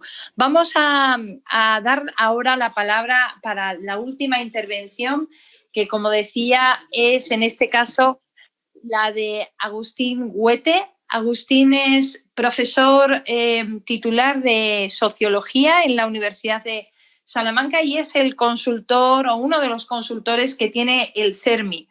Él nos va a hablar de cómo incorporar las cuestiones de género y las cuestiones de los derechos de las mujeres en los estudios sociológicos sobre discapacidad para trabajar todo el tema de visibilizar esas situaciones específicas y bueno, pues no discriminar precisamente a través de los estudios, que es una forma también habitual de dejarnos atrás. Así que le pediría a Juan Carlos que compartiera, por favor, la intervención de Agustín. Hola, buenos días, buenas tardes. Muchas gracias a la Fundación CERMI Mujeres por invitarme a participar en esta sesión de formación sobre igualdad y no discriminación. Mi nombre es Agustín Huete, me dedico a la investigación social sobre discapacidad y voy a intervenir pues, dando mi opinión sobre mi experiencia en cómo incorporar las cuestiones de género a los estudios sociológicos o estudios sociales, me gusta más decir, sobre discapacidad con perspectiva de género y en concreto sobre mujeres con discapacidad. En primer lugar, me gustaría asentar la necesidad de estos estudios y lo voy a hacer con dos ejemplos de dos trabajos que hemos hecho. Uno de ellos sobre mujeres en situación de pobreza, mujeres con discapacidad en situación de pobreza en España. Este es un estudio que hicimos hace algún tiempo y que nos ayudó a evidenciar algo que estaba oculto, y es que mientras que la situación de vulnerabilidad o el riesgo de pobreza, el peligro de estar en situación de pobreza, se explica fundamentalmente por el factor discapacidad, es decir, es la discapacidad la que supone, sobre todo por vía del gasto, un riesgo de pobreza. La pobreza absoluta o la pobreza más extrema, más severa, más grave, se explica fundamentalmente a través de la cuestión de género. Es decir, existe más riesgo de pobreza en personas con discapacidad, por tanto también en mujeres, pero existe mucho más riesgo de pobreza absoluta en el caso de las mujeres con discapacidad. Y esto no lo habríamos encontrado si no fuéramos buscando explicar la pobreza desde una perspectiva de género. Otro hallazgo importante, mucho más reciente, es de un estudio sobre mujeres con síndrome de Down que hemos hecho hasta ahora y que ha evidenciado pues una situación prácticamente generalizada de abandono en algunos aspectos de las mujeres con síndrome de Down, que no existen los varones con síndrome de Down, en concreto en un aspecto clave que es la atención sanitaria y ginecológica, algo tan básico para las mujeres con síndrome de Down no lo tienen atendido, y no lo tienen atendido no porque no tengan los recursos disponibles, que en España afortunadamente los tienen, sino porque sus familias, ellas mismas, su entorno, quienes les prestan apoyos, no prestan atención a una cuestión tan básica, ¿no? Y además los abusos. Hemos descubierto una generalización de abusos de todo tipo en mujeres con síndrome de Down, en unas tasas mucho más altas que en el resto de la población. Tanto una cosa como la otra, el riesgo de pobreza absoluta como la generalización de abusos, no la podríamos haber encontrado si no la fuéramos buscando. Por lo tanto, es necesario hacer estudios específicos sobre el asunto de la discriminación de género y discapacidad. En relación con cómo plantear los objetos o los temas de investigación, yo he aprendido que una simple toma de datos comparativa entre la situación de mujeres y varones es insuficiente. Es insuficiente por lo que acabo de explicar. Es verdad que la discriminación de género estamos muy acostumbrados a evidenciarla en comparación con los hombres y es una buena estrategia. Es una estrategia que, por supuesto, yo apoyo, pero que en discapacidad es insuficiente por algunas razones de las que he dicho antes y por las que voy a explicar ahora. Por lo tanto, tenemos que buscar estudios específicos de género y discapacidad, de mujeres con discapacidad. Sé que esto, desde un punto de vista filosófico, ideológico, puede resultar extraño porque La inclusión en realidad es estar con todos y no estar aparte, y hacer estudios específicos puede sonar a hacer guetos o segregar, pero también es verdad que para evidenciar ciertos aspectos o hacemos estudios específicos o no lo conseguimos.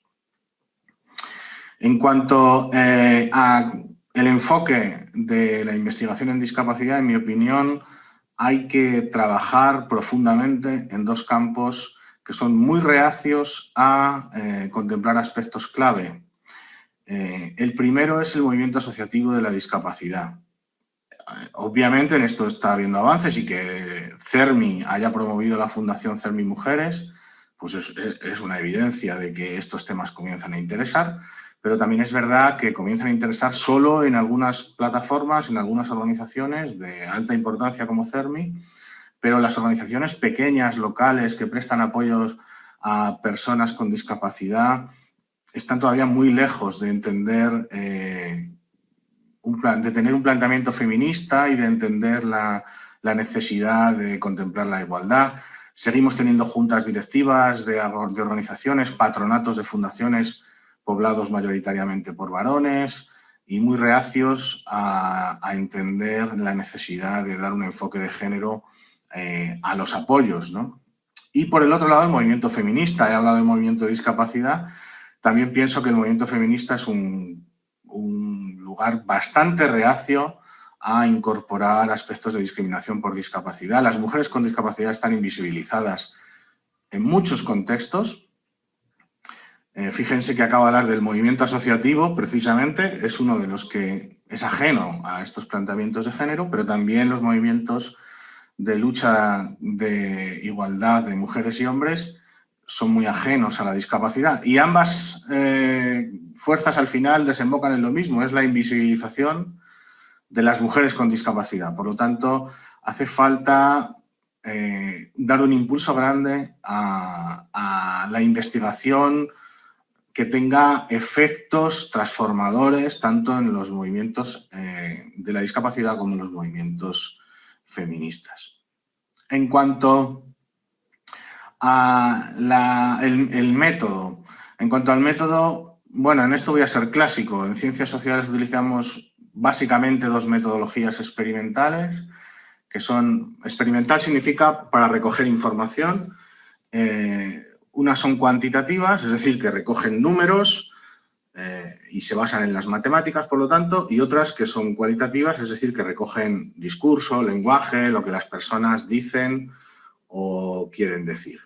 En cuanto a la metodología cuantitativa, que básicamente se fundamenta en encuestas, tenemos un reto muy importante que todavía está por explorar, está por conseguir, diría. Hemos hecho avances, pero no definitivos, y es la generalización de la discapacidad en todas las herramientas, en todos los cuestionarios.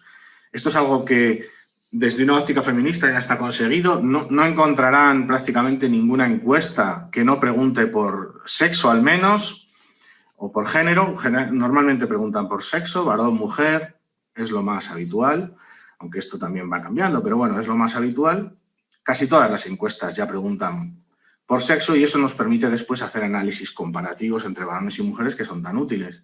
Pero prácticamente ninguna encuesta pregunta por discapacidad, no pregunta si la persona a la que se está entrevistando, se está encuestando, tiene discapacidad o no, y es un dato muy importante para evidenciar la discriminación por discapacidad y por género. Así que necesitamos un esfuerzo mucho más grande del que estamos haciendo para introducir la variable discapacidad en todas las encuestas y exigir a todas aquellas personas que hacen investigación sobre género que introduzcan la variable discapacidad, en línea con lo que acabo de decir sobre que muchas veces los estudios feministas no contemplan la discapacidad, ¿no?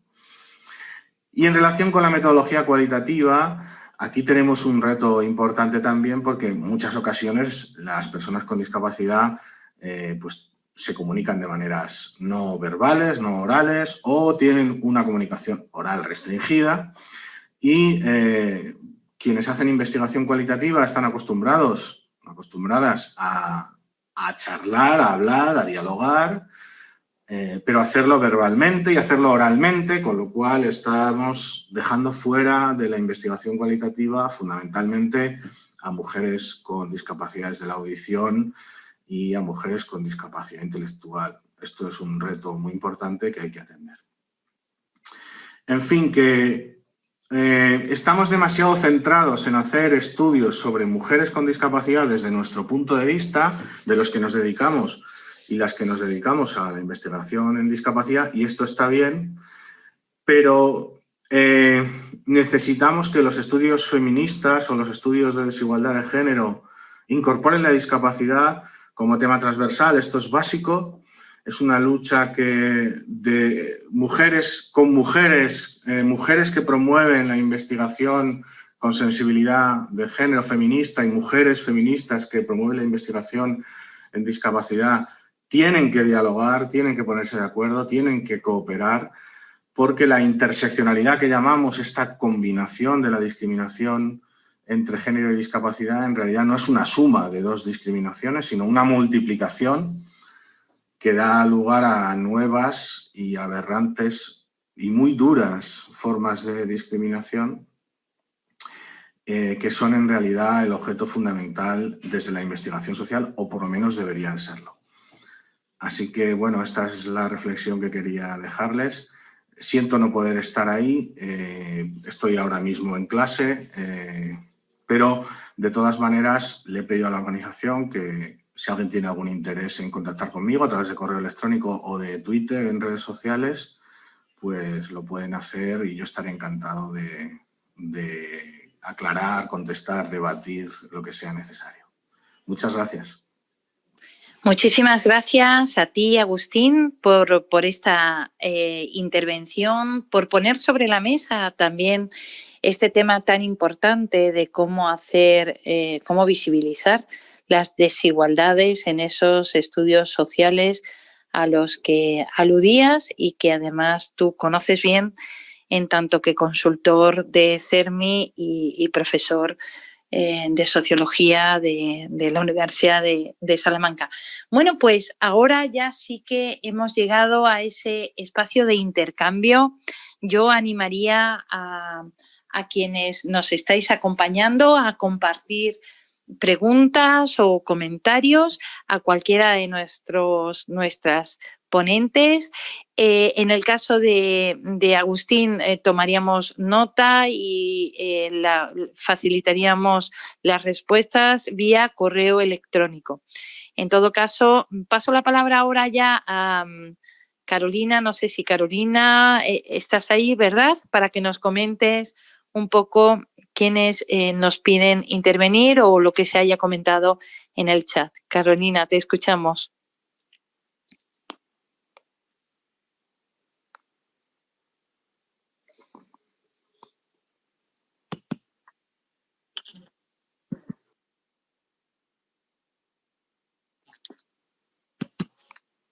No sé si Carolina nos puede seguir, si hay alguna dificultad. Perdón, Ana, ¿ahora? Sí, te escuchamos. Ana, no hay ningún comentario durante las intervenciones, pero sí que hay una mano levantada. Y por favor. Si parece, le doy paso. Claro que sí. ¿De quién se trata? Silvia. Silvia, bienvenida, te escuchamos. ¿Te puedes presentar? Creo que es Cristina. Carolina. Perdona, soy Cristina, ¿me oís? Cristina, te oímos muy bien, bienvenida. Bueno, muchísimas gracias y muy interesante la charla. Mira, yo tenía una pregunta que me gustaría que pasarais a Agustín, porque es un tema que yo creo que es muy interesante, y es que la nueva sociedad digital se va a basar en algoritmos, y para cualquier nueva tecnología que se haga va a estar basada en estos algoritmos. Y yo le quería preguntar si él cree que las mujeres con discapacidad van a estar presentes en esta medición a través de algoritmos, porque tengo muchas dudas de que así sea. Comprendo que es una pregunta complicada, pero si las mujeres con discapacidad no están representadas en estas mediciones, en estos algoritmos, luego no va a haber suficiente adaptación o suficiente diseño en que las tenga en cuenta, y me parecía interesante saber lo que él opinaba. Entonces, si le podéis pasar esta pregunta, os lo agradecería mucho. Claro que sí, lo hacemos gustosas. Cristina, tú has tenido altas responsabilidades en la administración pública española y me gustaría saber también desde esa experiencia que has tenido como responsable de la gestión de alguno de los centros incluso que se han dedicado a la discapacidad, ¿qué experiencia has tenido en relación precisamente con lo que hoy se está comentando?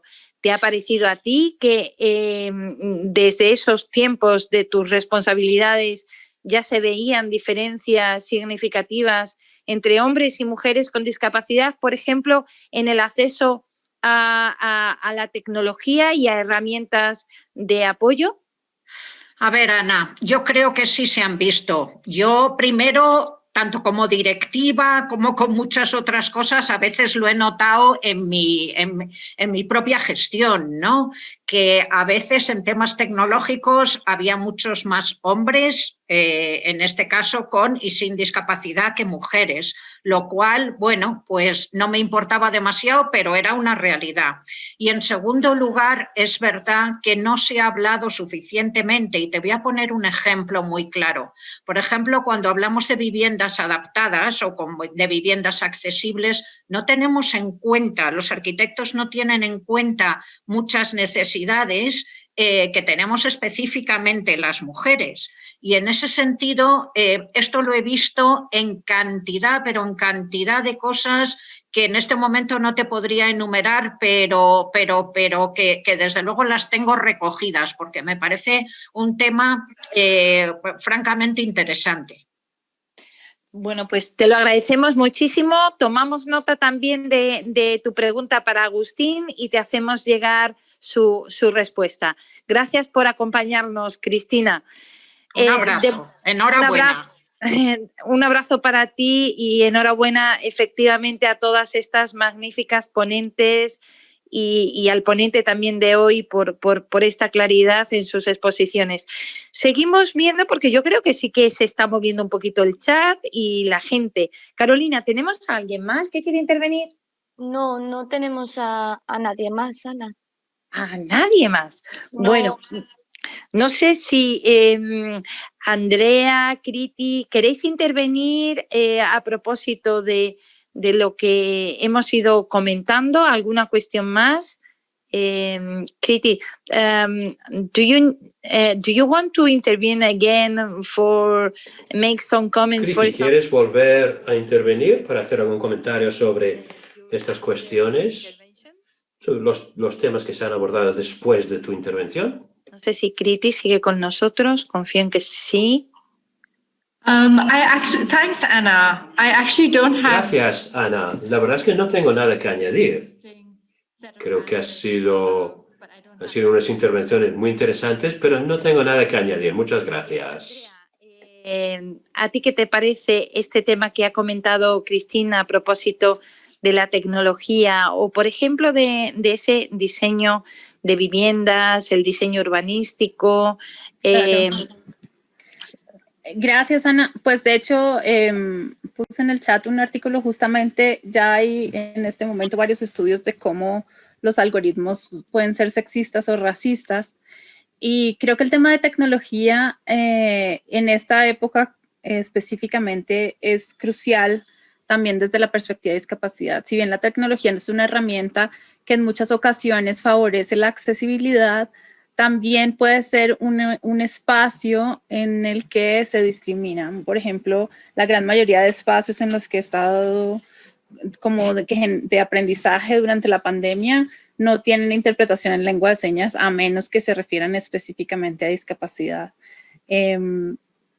Y el tema de tecnología también es un tema que está relacionado justamente con esa tablita que les compartí, por ejemplo, en temas de edad, quiénes son las personas que crecieron aprendiendo sobre tecnología, quiénes son las personas que hoy tienen acceso a tecnología.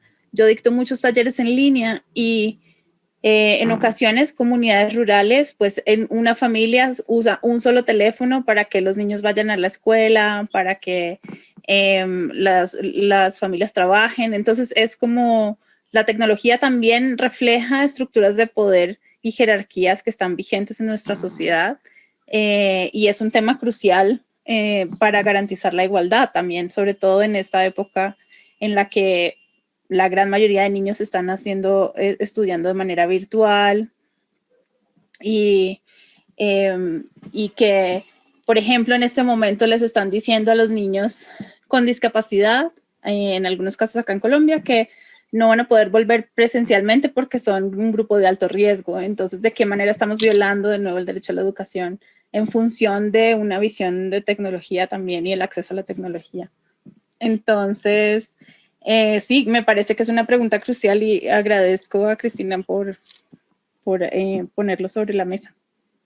Muchísimas gracias por tu contribución, Andrea, fundamental. Nosotros hemos llegado hoy ya al final de esta sesión, este aula de formación, que va a estar además disponible en la página web de la Fundación CERMI Mujeres, y que, bueno, tendrá una segunda parte. A todas las personas que han hecho posible el encuentro de hoy y muy especialmente a las intervinientes, a las speakers, a las oradoras y al orador, de verdad, muchísimas gracias por vuestro apoyo, por ese compromiso desinteresado. No se le ha pagado absolutamente a nadie y nadie nos ha reclamado absolutamente nada. De verdad, muchísimas gracias por vuestra sororidad, vuestra generosidad y vuestra cooperación también con lo que esta pequeña fundación intenta aportar para avanzar en los derechos de las mujeres y niñas con discapacidad y de las madres y cuidadoras de familiares con discapacidad. Lo dejamos aquí. Os emplazamos a vernos el miércoles que viene, nuevamente a las 3 de la tarde. Entonces será para tener una nueva edición del webinario No estás sola, en donde escucharemos los testimonios de las niñas, jóvenes, adolescentes y mujeres ya mayores también en relación con el derecho a la educación, que pese a todo se sigue negando por el hecho de ser mujeres, por el hecho de tener una discapacidad y por otras muchas circunstancias. Hasta entonces os deseamos todo lo mejor en este tiempo difícil que estamos viviendo. Cuidaos mucho, sed responsables y nos vemos el próximo miércoles. Un abrazo grande.